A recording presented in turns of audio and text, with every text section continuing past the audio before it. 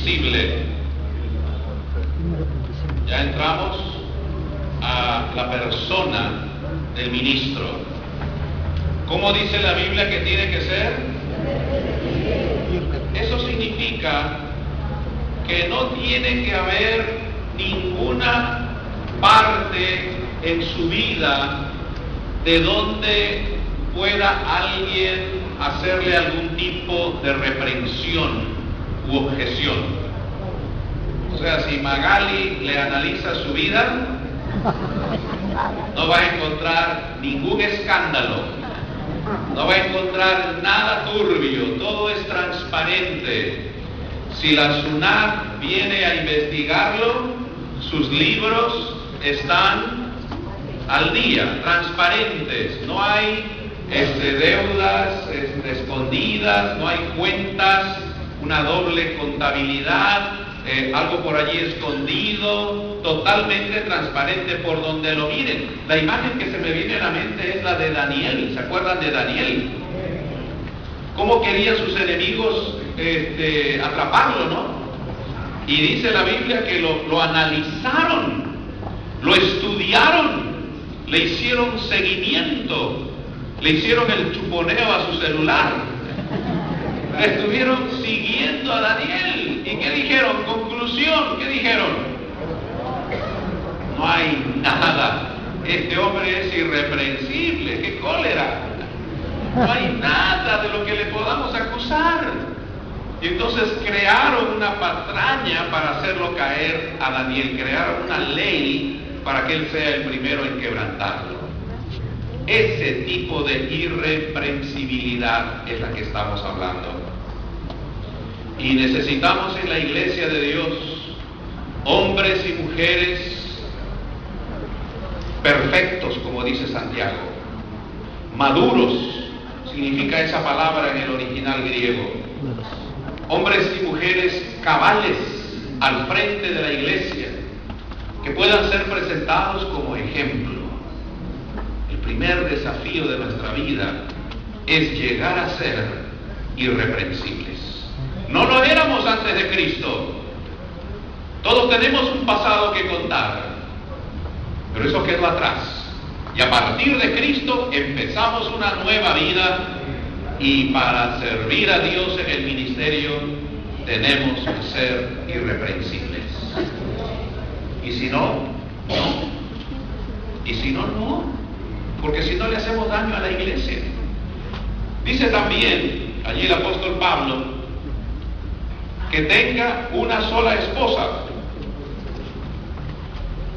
Bueno, yo dejo a los teólogos la discusión de si es una sola esposa en la vida o una sola esposa a la vez. Ahí que los teólogos se diviertan un rato tratando de encontrar qué es lo que quiere decir ahí la Biblia. Pero lo que la Biblia está diciendo es que su relación matrimonial sea también de inspiración, ¿no es cierto? Una sola mujer, no hay escándalos al respecto. Y ahora sí entramos al carácter. Fíjense lo que dice: que sea sobrio, prudente, decoroso, hospedador, apto para enseñar. Vamos a detenernos ahí un instante. Sobrio. ¿Qué es lo contrario de sobrio? ¿Sabe por ahí? Ebrio, claro. Ebrio. ¿Quién es un ebrio? No diga el hermano tal, no. Cuando una persona, ya lo está acusando, ¿no? Al hermano. Cuando la persona está en estado de ebriedad, a eso me refiero.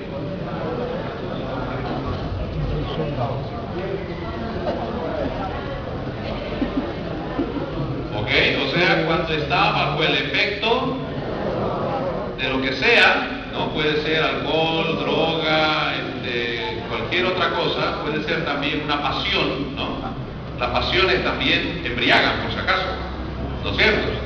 La cosa es que ese algo está controlando la mente, la voluntad de la persona.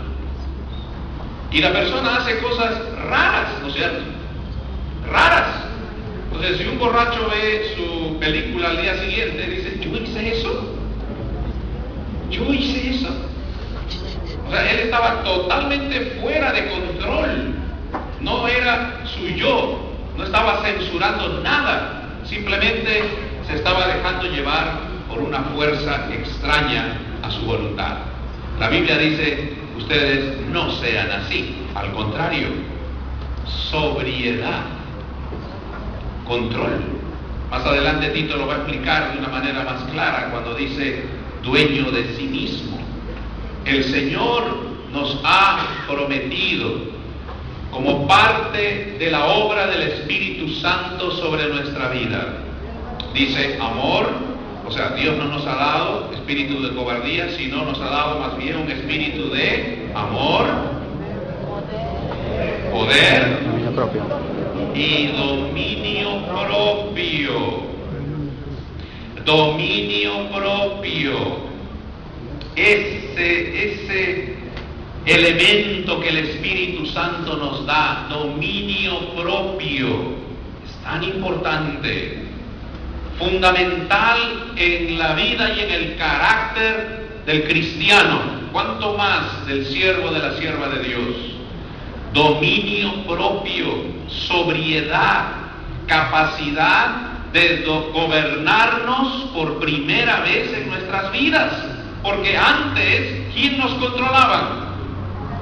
El pecado, nuestras propias pasiones controlaban nuestra voluntad, manejaban nuestra voluntad. Uno decía, no, yo tomaba mis decisiones. Mentira, era el pecado que estaba dentro tuyo, que te dominaba totalmente. Pero ahora viene el Espíritu Santo a mi vida, empieza a ejercer un control, dominio, y entonces por primera vez en mi vida soy capaz de vivir una vida sobria. Puedo pensar, puedo tomar decisiones, puedo evaluar, puedo juzgar las situaciones y puedo decidir qué es lo mejor. Antes no, antes solamente me dejaba llevar por mis pasiones, como dice Santiago. ¿Se dan cuenta de la diferencia? Entonces, Pablo dice, del pastor hay que esperar que su vida evidencie sobriedad. Todos cuando nos convertimos a Cristo, ¿ya somos sobrios desde el primer día de nuestra conversión? Más o menos, ¿no? El primer día, el primer amor, sí, somos capaces de hacer cualquier cosa, ¿no? Estamos llenos del Espíritu Santo. Pero luego va pasando el tiempo, vienen nuestras primeras caídas, nuestras primeras confrontaciones con el pasado, y volvemos otra vez a un sub y baja en nuestra vida. Hay que esperar. Hay que esperar hasta que llega un día que el cristiano empieza a esforzarse por vivir su vida cristiana y dice, ahora sí voy a ser un buen cristiano, ahora sí voy a poner todo de mi parte, ahora voy a trabajar duro para no dejarme vencer.